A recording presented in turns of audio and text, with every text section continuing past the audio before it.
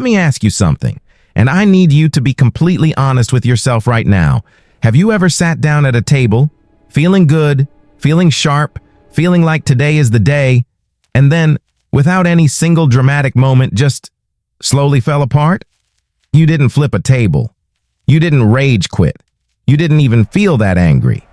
You just made one slightly off decision, and 3 hours later, you're staring at a screen wondering where your entire session went. Yeah, that's what I want to talk about today. My name is Host Name, and I've been grinding poker seriously for over 10 years. I've played through downswings that lasted months. I've lost amounts that I'm still not entirely comfortable saying out loud.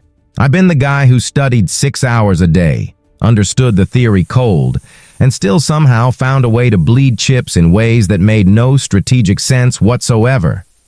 And for years, I thought I knew why. I thought it was variance. I thought it was bad luck. I thought it was the specific players at my table, or the site, or the moon cycle, or whatever story my brain was manufacturing that week to explain why someone who clearly understood the game kept getting results that didn't match that understanding. But none of that was it.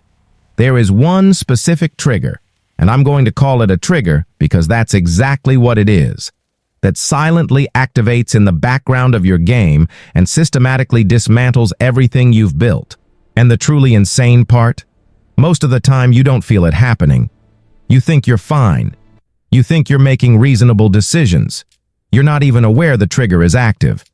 By the end of this video, you're going to know exactly what that trigger is, how to recognize when it's running in your game, and, most importantly, what to actually do about it. Stay with me, because what I'm about to show you changed everything for me, and I think it's going to do the same for you. All right, story time. And I'm not proud of this one, but it's important. About 6 years ago, I was on what I genuinely believed was the best stretch of my poker life. My fundamentals were solid. I'd been studying hard. My win rate over the previous 3 months was the best it had ever been. I had real confidence.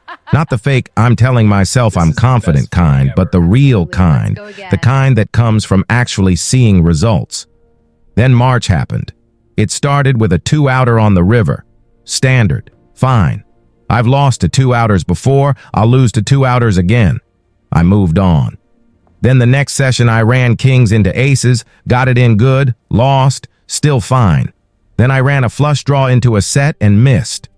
Then I had aces crack twice in 4 hours. Then, and this is the part that still hurts a little, I had the best hand at the table for 6 consecutive all-ins and lost 5 of them. Now, none of that is unusual. If you've played any real volume, that stretch is not actually that extreme. It happens. The math allows for it. I knew this. But here's what I didn't know. Or more accurately, here's what I knew intellectually but hadn't felt yet in a way that actually mattered. Something had activated, quietly, in the background. While I was congratulating myself on staying calm, staying rational, not tilting, something had switched on that was slowly reshaping every single decision I was making. My bet sizing shifted. My aggression frequencies dropped. I started playing hands differently in spots that felt dangerous without being able to explain why they felt dangerous. I thought I was adjusting. I thought I was being smart, adapting to running bad, managing variance correctly. I was tilting.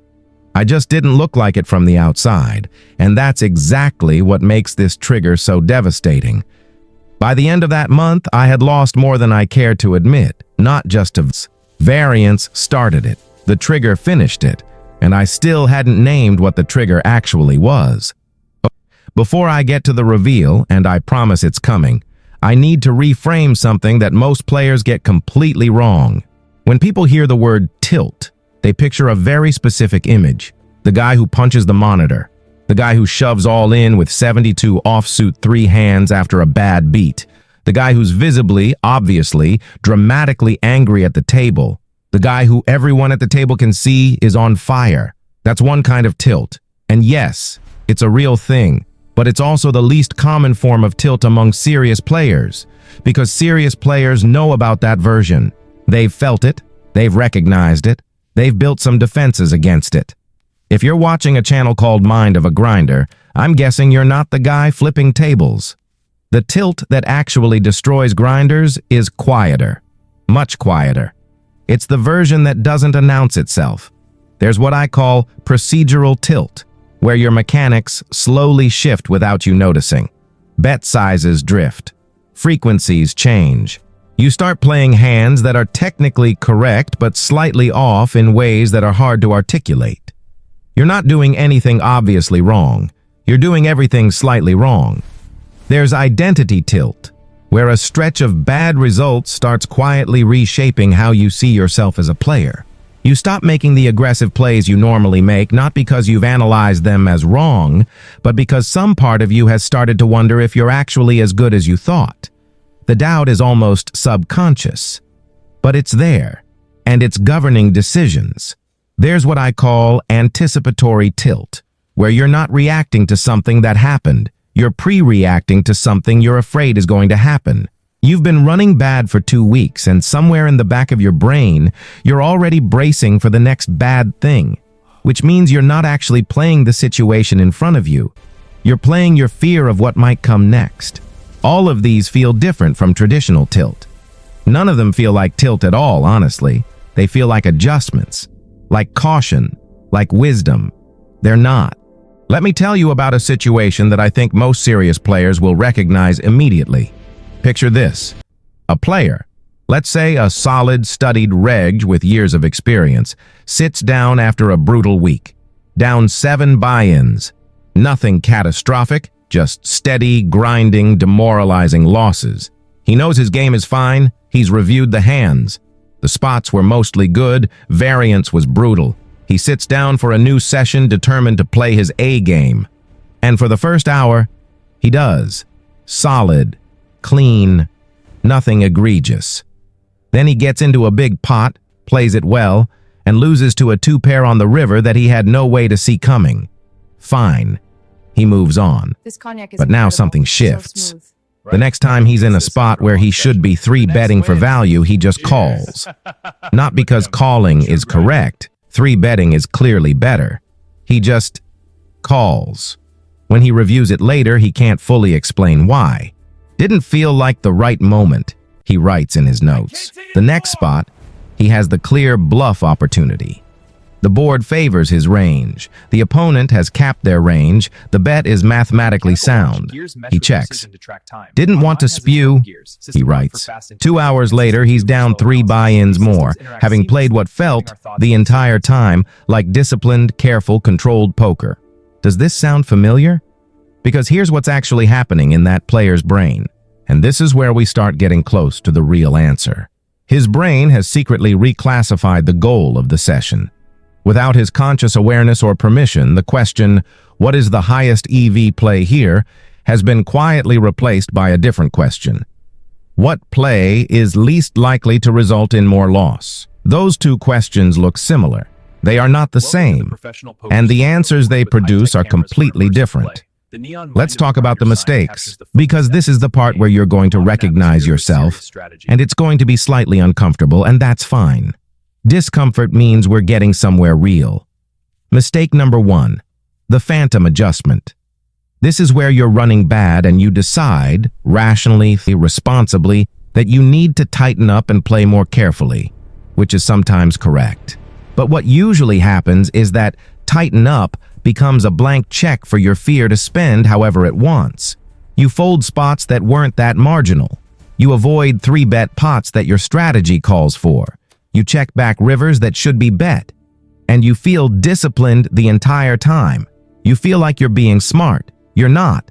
You're letting fear make decisions and calling it strategy. Mistake number 2, the explanation spiral. Something goes wrong. You lose a big pot. And immediately your brain starts generating explanations. The other player got lucky. The site is rigged. You've been card dead for hours. The explanation feels necessary. It protects you from the more threatening conclusion, which is that you might have played it wrong, or that variance is going to be brutal for a while longer, or that you genuinely don't know when it's going to turn. The explanation is more comfortable than the uncertainty. So you take it. And then you make the next decision without actually processing what just happened. Mistake number 3, the session negotiation. You're down 2 buy-ins. You tell yourself you'll play until you get back to even, then stop. You get back to even. Now you tell yourself you'll play until you're up a buy-in. You lose that. Now you need to get back to even again before you can stop. You can probably see where this goes. This is not a discipline failure. This is what happens when your emotional brain has taken over session management from your strategic brain. They have completely different goals. Mistake number 4, the fake calm. You take a deep breath. You tell yourself you're fine. You feel fine. You continue playing. But the tell is always in the hands, the slightly defensive sizing, the slightly more passive lines, the slightly increased frequency of finding reasons to fold. You look calm. Your game is not calm. Here's what most players believe is causing all of this, and I want to address it directly because this belief is actually making the problem worse. Most players think tilt is caused by bad beats. That's it. That's the whole model. Something unfair happens, you get frustrated, frustration affects decisions. So the solution obviously is to care less about the bad beats, to be more stoic, to develop a thicker skin, to remind yourself it's just variance and move on faster. And look, that's not entirely wrong. Emotional regulation is a real skill and it matters, but it's addressing the symptom, not the cause. Because here's the thing. I've watched players sit completely stoic through brutal beats, zero visible reaction, no frustration, total calm, and still play terribly for the next hour. And I've watched other players visibly irritated by a bad beat shake it off and play their best poker immediately afterward. The bad beat is not the trigger. Some players also believe the real problem is bankroll pressure, that they're playing with money they can't afford to lose, which creates emotional stakes that compromise decision-making. Again, real phenomenon, real problem, but not what I'm talking about. Others think it's a confidence issue. They just need to believe in themselves more, trust their reads, back themselves. And again, confidence matters. But I've seen players full of confidence make absolutely terrible decisions in a very confident manner. The real trigger is none of these things. It's something that's operating at a deeper level than any of these explanations reach. And understanding it requires understanding something about how your brain actually makes decisions, not how you think it makes decisions, how it actually does. You ready? We're getting into it now. Here's a fact about the human brain that sounds academic, but has very practical consequences. Your brain does not treat all decisions equally. It has 2 fundamentally different systems for making them. System 1 is fast. It's automatic. It runs on pattern recognition and emotion and gut feeling. It's the part of you that knows before you've consciously processed it that this opponent's hand movement looks different than usual. It's the part that produces the read you can't quite explain but turns out to be right. It's fast, efficient, and it's running almost all the time. System 2 is slow. It's deliberate. It's the part of you that does actual strategic analysis, range construction, pot odds, game theory. It requires effort and focus and a certain kind of cognitive calm to operate well. Here's the critical piece. When you're under stress, and losing money is stress, physiologically, System 1 gets louder and System 2 gets quieter. This is not a character flaw.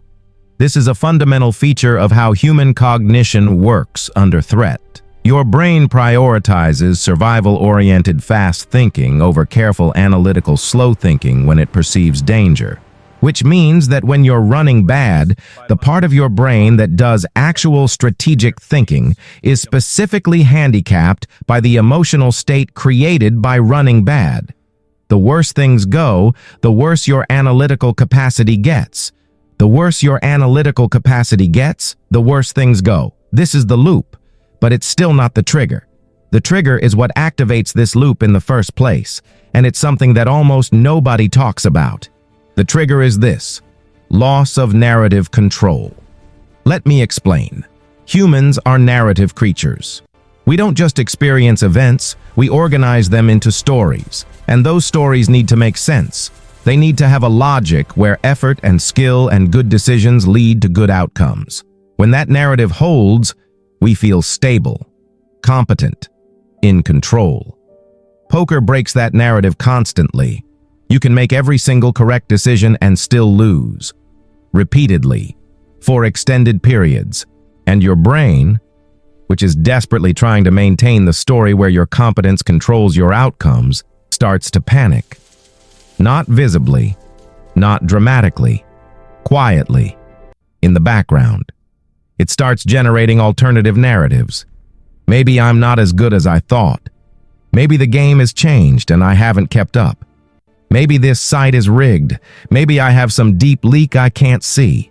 These narratives are your brain trying to restore the logic, trying to find a reason for the losses that preserves the idea that outcomes are connected to your decisions. Because if your decisions don't control outcomes, you're helpless. And helplessness is intolerable. So the trigger isn't the bad beat. It's the loss of the story that makes the bad beat meaningful, that connects what you do to what happens to you. And once that trigger fires, your brain shifts into a specific mode. It prioritizes regaining narrative control over maximizing EV. It starts making decisions that feel like they should produce the right kind of outcome, rather than decisions that actually maximize expected value.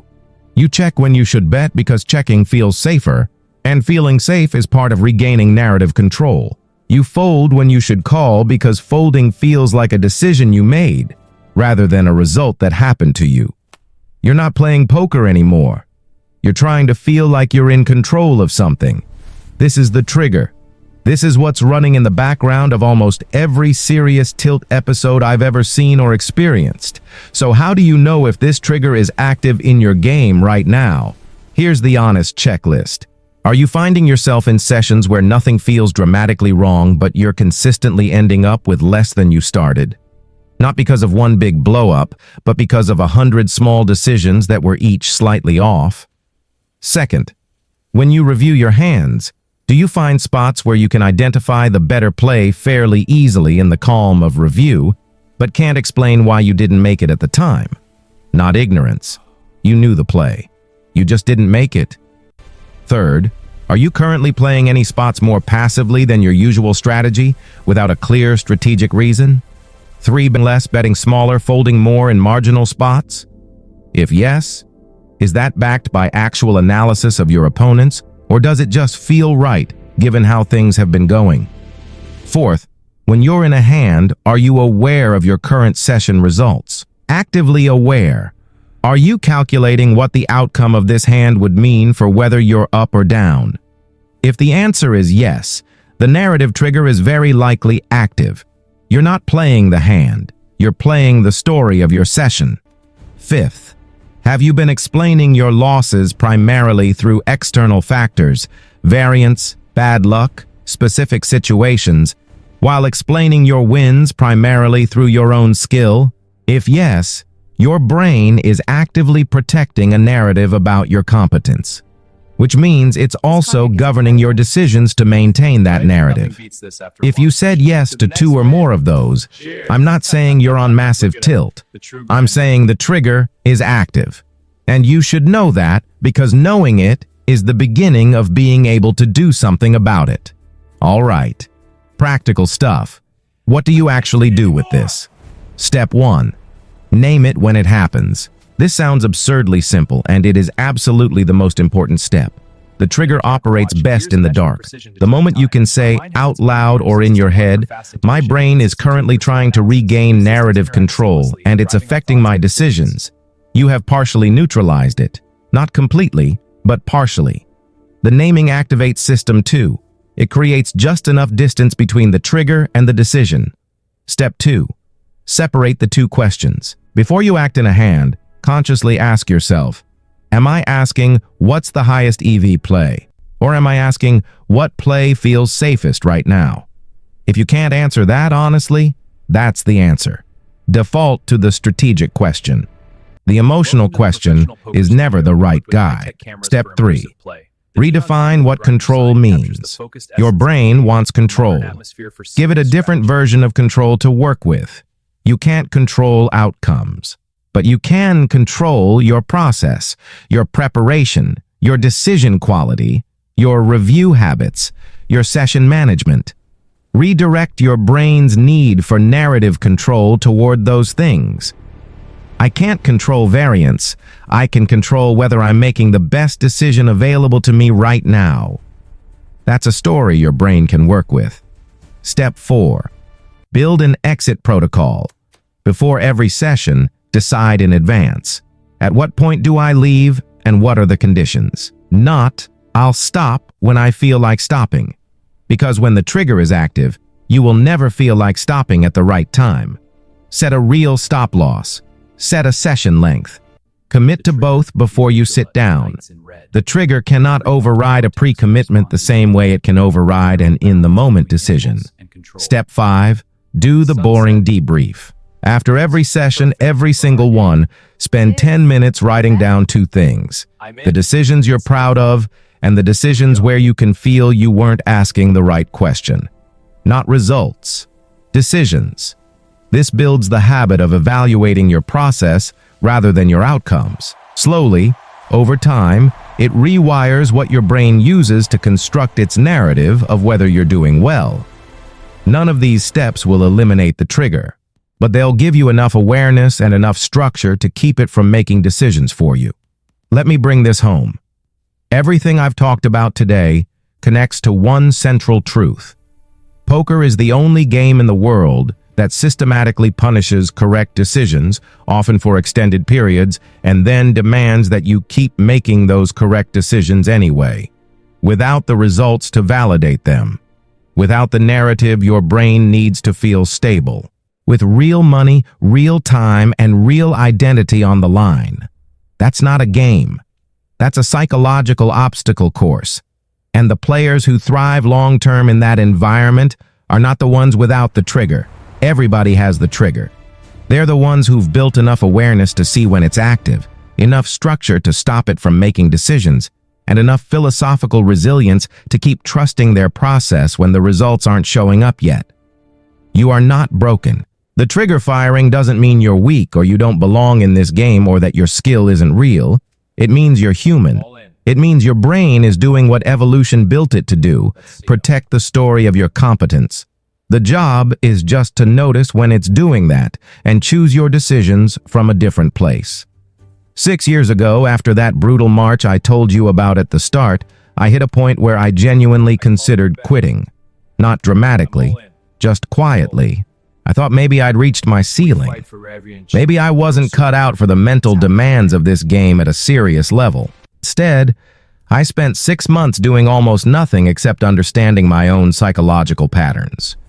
Not studying more GTO, not running more simulations, just getting honest, ruthlessly, uncomfortably honest, about what was actually driving my decisions when things got hard.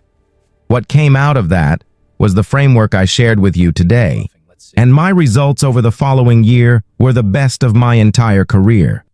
Not because I learned more strategy, because I stopped letting the trigger make my decisions for me. That's available to you too, starting from your very next session, if you want it. If this video helped you in any way, even just one idea that landed, one thing that made you think, okay, that explains something I've been wondering about, then please take 2 seconds and hit that like button. It genuinely helps this channel reach more grinders who need this content. Subscribe to Mind of a Grinder and hit the notification bell. We put out content specifically built for serious players who want to understand the mental game at a real level, not a surface level. And if you know someone who's in the middle of a downswing right now, tilting and not fully understanding why, share this video with them. Not because I need the views, because you might genuinely help someone who's in a dark spot figure out what's actually going on. If that video helped you of any way, please give it a like, subscribe to the Mind of a Grinder channel, and hit the bell so you don't miss more content like this. Share it with that friend who's tilting right now You might be saving their bankroll. I'm in. Let's grow together and get more grinders winning the mental game. See you in the next video.